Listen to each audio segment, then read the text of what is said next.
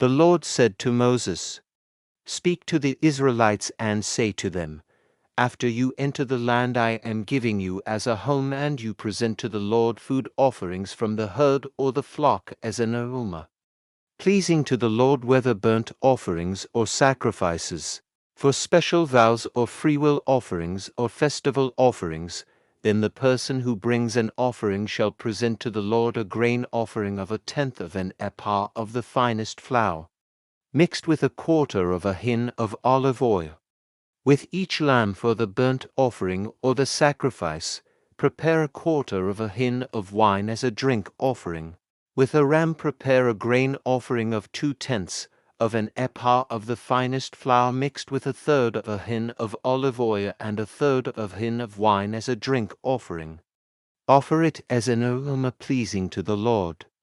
When you prepare a young bull as a burnt offering or sacrifice for a special vow or a fellowship offering to the Lord, bring with the bull a grain offering of 3/10 of an ephah of the finest flour mixed with half a hin of olive oil, and also bring half a hin of wine as a drink offering.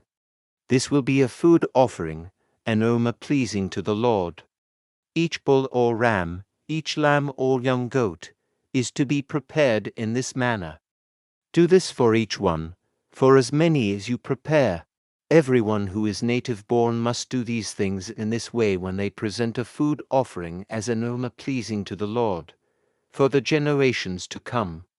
Whenever a foreigner or anyone else living among you presents a food offering as an aroma pleasing to the Lord, they must do exactly as you do. The community is to have the same rules for you and for the foreigner residing among you. This is a lasting ordinance for the generations to come. You and the foreigner shall be the same before the Lord. The same laws and regulations will apply, both to you and to the foreigner residing among you. The Lord said to Moses, "Speak to the Israelites and say to them, when you enter the land to which I am taking you and you eat the food of the land, present a portion as an offering to the Lord. Present a loaf from the first of your ground meal and present it as an offering from the threshing floor. Throughout the generations to come you are to give this offering to the Lord from the first of your ground meal.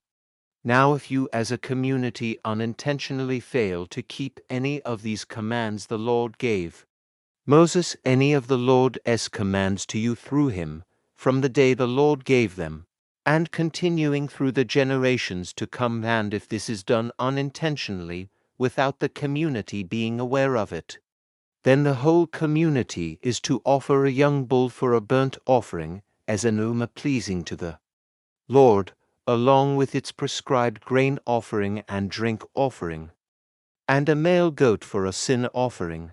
The priest is to make atonement for the whole Israelite community, and they will be forgiven.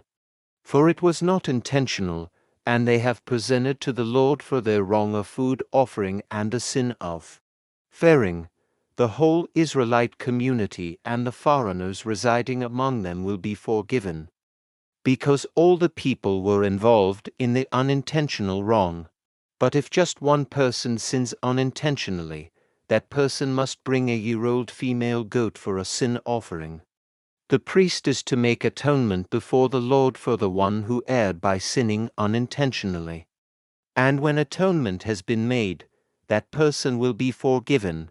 One and the same law applies to everyone who sins unintentionally, whether a native-born Israelite or a foreigner residing among you.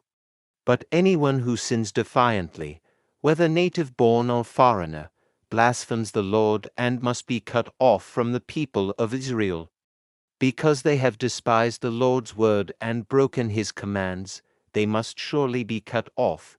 Their guilt remains on them. While the Israelites were in the wilderness, a man was found gathering wood on the Sabbath day.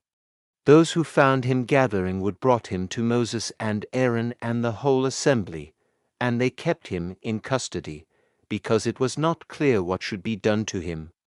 Then the Lord said to Moses, "The man must die.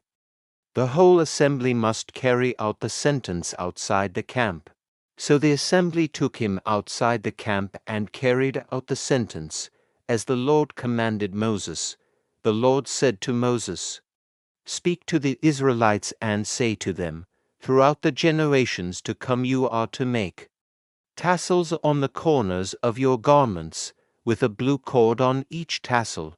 You will have these tassels to look at, and so you will remember all the commands of the Lord, that you may obey them, and not prostitute yourselves by chasing after the lusts of your own hearts and eyes. Then you will remember to obey all my commands and will be consecrated to your God. I am the Lord your God, who brought you out of Egypt to be your God.